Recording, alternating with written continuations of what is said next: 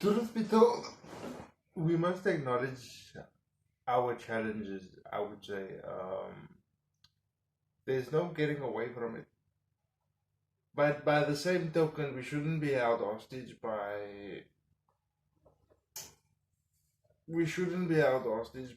our challenges. I mean, when we want to get married and everybody's in agreement, and some people, um, how should I put this, don't agree with what they see, or cannot fathom a sexual relationship, cannot fathom the couple going to work together,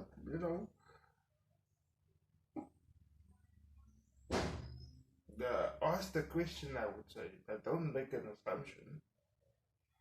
Because I would say, and I'll probably put this straight up to Facebook on the relevant pages. Um, I would say when you get married, the priest doesn't say, I now pronounce you quadriplegic and wife.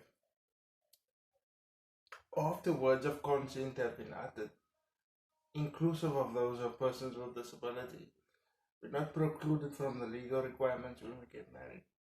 But the priest definitely doesn't say, I now pronounce you quadriplegic and wife. That's a fallacy that the burden will fall upon the able-bodied spouse, or that two persons with disabilities cannot marry each other. It's not illegal.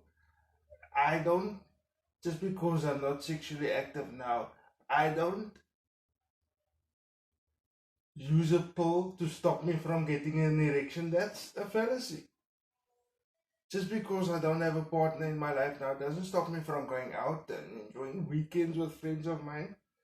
Do I practice safe sex? Yes. Do I have the contractual capacity to generate the living? Yes.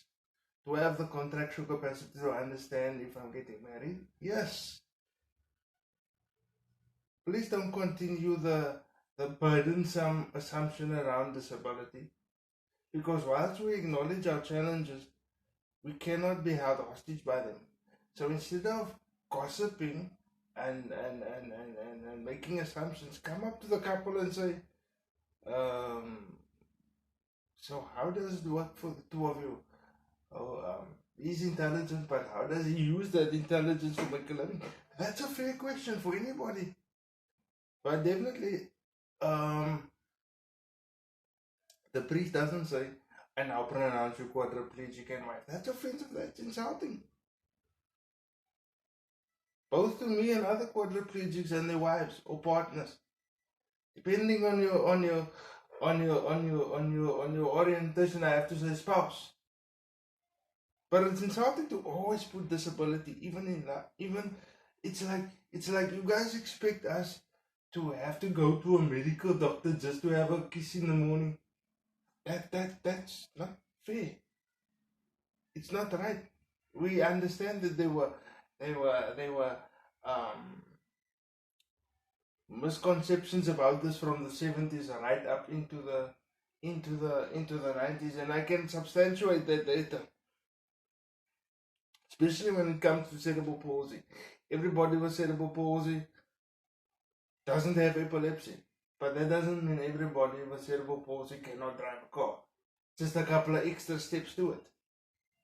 Maybe don't put your cushion under your butt and then you won't drive around in the wall. Or find the proper seat raiser. Ask the question first, people, but definitely the priest doesn't say, I now pronounce you quadriplegic and wife. And even if the wife is the primary caregiver, that doesn't stop her from being a lover, a caring spouse.